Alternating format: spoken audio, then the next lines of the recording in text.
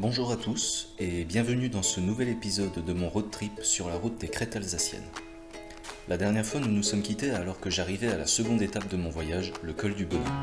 Dans ce nouvel épisode, je vais vous parler un peu de l'histoire de ce col et ensuite continuer à vous parler de la route des crêtes.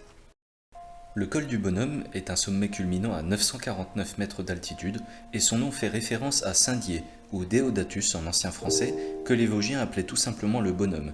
Bonhomme signifiant en ancien français l'homme sacré ou le saint homme. Sur ce col se trouve une stèle commémorative rendant hommage au général Bataille et plusieurs officiers de son état-major qui ont été tués lors d'un bombardement le 8 septembre 1914. On y trouve également une seconde plaque commémorative relatant l'histoire du 2e régiment de Spahis, un corps de cavalerie traditionnel de l'armée algérienne qui a combattu la défense allemande et est ressorti victorieux le 12 décembre 1944, libérant l'accès à l'Alsace par ce col. Et maintenant, nous reprenons la route pour nous rendre au point de passage suivant. Installez-vous confortablement, profitez de la vue et de l'histoire que je vais vous raconter. L'origine de la route des crêtes se trouve à l'époque romaine où deux voies de communication, l'une au col du Bonhomme, l'autre à Busan, franchissaient les Hautes-Vosges. Mais entre ces deux routes, il n'y avait rien d'autre que des petits sentiers fréquentés par des bûcherons et des montagnards, et à partir du XVIIIe siècle, par quelques explorateurs désireux de conquérir les hauteurs. À partir de 1842, Frédéric Hartmann, un industriel de la ville de Münster, construira la route de la Schlurte qui amènera les premiers touristes. Mais c'est bien des années plus tard que la route des crêtes telle que nous la connaissons naquit. Si la route vous paraissait trop tranquille depuis notre départ du col du Bonhomme, ne vous inquiétez pas, c'est pour permettre au virage d'être beaucoup plus serré.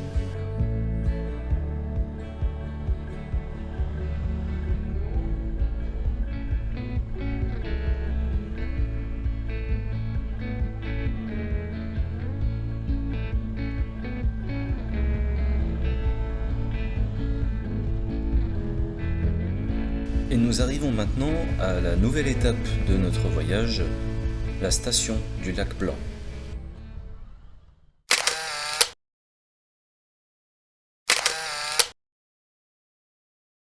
La station de ski du lac Blanc est une station dont la particularité est que ses hébergements se trouvent pour la plupart dans les villages environnants.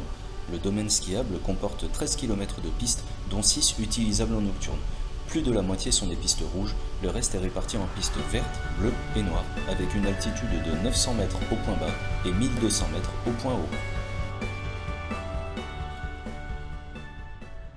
N'oubliez jamais un principe essentiel de la moto. Vous êtes invisible. Faites toujours attention.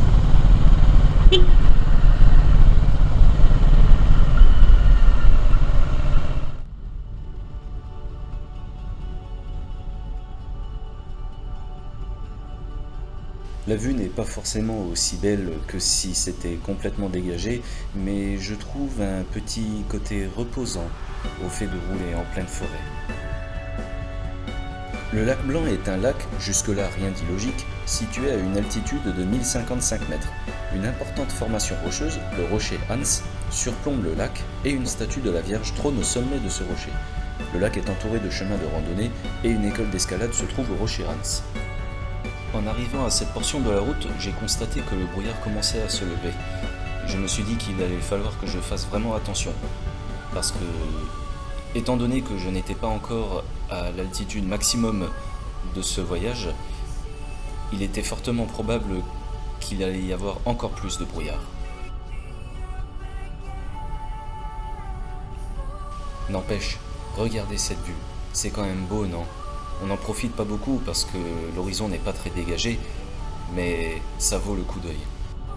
J'approche de mon nouveau point de passage, le massif du Honeck. Mon objectif, c'est de monter au sommet pour la vue panoramique. Mais vu que le brouillard s'est bien levé, à mon avis, on va pas voir grand-chose.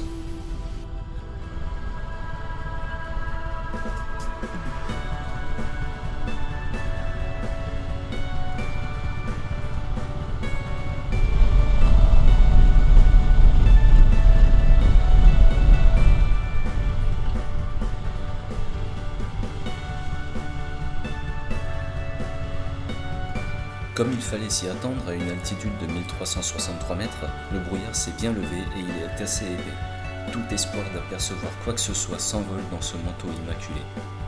Je profite d'arriver au chalet-restaurant Le Belvédère pour faire une pause et vous proposer de nous retrouver pour un prochain épisode.